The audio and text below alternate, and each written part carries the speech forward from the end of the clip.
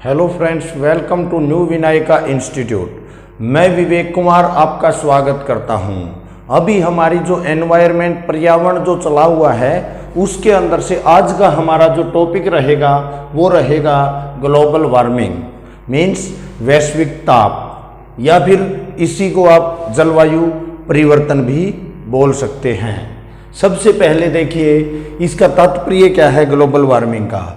तो global warming जो होती है इसका तात्पर्य है, यदि हम सामान्य शब्दों में इसका प्रयोग करते हैं तो जो पृथ्वी का एवरेज टेम्परेचर जो है, वो जो तापमान है उसके अंदर वृद्धि होना क्या कहलाता है, ये हमारा ग्लोबल वार्मिंग कहलाता है।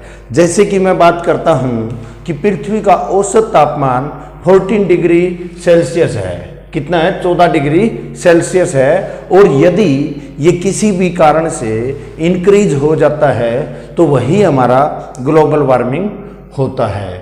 तो सबसे पहले देखिए 1824 में जोसेफ फोरियर ने फर्स्ट टाइम किसके बारे में, ग्रीन हाउस प्रभाव के बारे में बातचीत रखी थी, इसकी संकल्पना की थी। तो ये क्या होता है ग्रीन हाउस प्रभाव, यानी कि ग्रीन हाउस इफेक्ट, जिसको हम हरित गृह प्रभाव कहते हैं। तो इसको भी हम सामान्य शब्दों में यदि बात करते हैं तो जो हमारा सूर्य है उससे पृथ्वी पर आने वाली किरणें कौन सी, इंफ्रारेड रेडियंस, जिनको हम अवरक्त किरणें कहते हैं, ये गर्म किरणें होती है। तो इनके अंदर ऊष्मा अधिक होती है। जैसे पृथ्वी है, इसके चारों तरफ क्या है, गैसों का आवरण है, यानी हमारा वायुमंडल है। तो इसके अंदर जो सूर्य की अवरक्त किरणें आती है तो उनको पृथ्वी क्या करती है, अवशोषित करती है। तो जैसे कार्बन डाइऑक्साइड जो गैस होती है वो सबसे भारी होती है, इसी वजह से वो पृथ्वी के नज़दीक सबसे ज़्यादा कौन मिलेगी, कार्बन डाइऑक्साइड मिलेगी। तो इस प्रकार से क्या करती है, अपने अंदर जो गर्म किरणें होती है उसको अवशोषित कर लेते हैं। कौन कौन? CO2 और जल वाष्प है, ये मतलब इसको क्या कर लेते हैं, अपने अंदर अवशोषित कर लेते हैं। तो इसके अंदर देखिए जैसे ग्रीन हाउस गैसों में वृद्धि होना भी मतलब इसका एक कारण है। ठीक है, तो ये जो कारण है किसका, जो ग्लोबल वार्मिंग है उसके कारण में कौन कौन सी चीजें इंक्लूड है, ग्रीन हाउस गैसों में वृद्धि। ठीक है, ग्रीन हाउस जो होती है उसकी गैसों में वृद्धि होने का मतलब क्या हुआ कि ज्यादा अवशोषित कर रही है, मतलब इसको पृथ्वी, मतलब किसको, जो ये हमारी अवरक्त किरणें हैं, जिससे टेम्परेचर क्या हो जाएगा, हाई हो जाएगा। रिस्पॉन्सिबल गैसें कौन कौन सी रहेंगी, और भी CO2 है, कार्बन डाइऑक्साइड, CFC है, क्लोरोफ्लोरोकार्बन, O3 है, ओजोन परत जो हमारी है, ठीक है, N2O है, CH4 है। तो ये गैसें मतलब क्या रहेंगी, इसके लिए रिस्पॉन्सिबल रहेंगी भाई। ठीक है, या फिर प्रदूषण है, प्रदूषण किसी भी प्रकार का हो सकता है, वनों की कटाई है, औद्योगिकरण है, ठीक है, या कार्बन डाइऑक्साइड सबसे भारी गैस है। तो ये क्या करती है, पृथ्वी के अंदर सबसे पास मतलब नजदीक होने की वजह से, सबसे नीचे होने की वजह से सूर्य की जो गर्म किरणें हैं उनको अवशोषित करती है बहुत ज्यादा मात्रा में। तो प्रमुख उत्पादक जो इसके प्रदूषण के लिए या फिर अपनी कार्बन डाइऑक्साइड वगैरह या फिर ग्रीन हाउस इफेक्ट के लिए सबसे ज़्यादा रिस्पॉन्सिबल कौन रहेगा, प्रमुख उत्पादक चीन है भाई। चीन में अकेले में 30% होती है। कितनी होती है?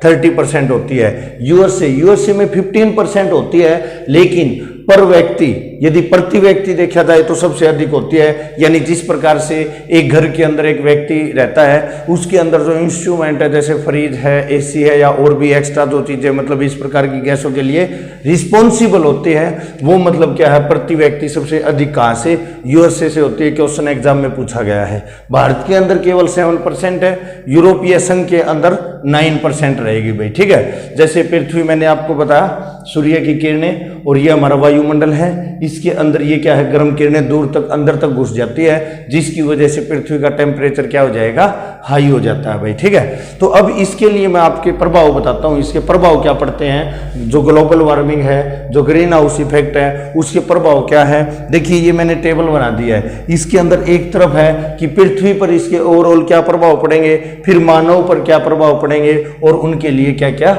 उपाय किए गए हैं। तो पृथ्वी पर क्या है, जो औसत तापमान है उसके अंदर क्या हो जाएगी, वृद्धि हो रही है। ठीक है, और जब औसत तापमान में वृद्धि होगी तो व्यक्तियों में क्या हो जाएगी, बीमारी आनी स्टार्ट हो जाएगी। क्या आ जाएगी, बीमारी आनी स्टार्ट हो जाएगी।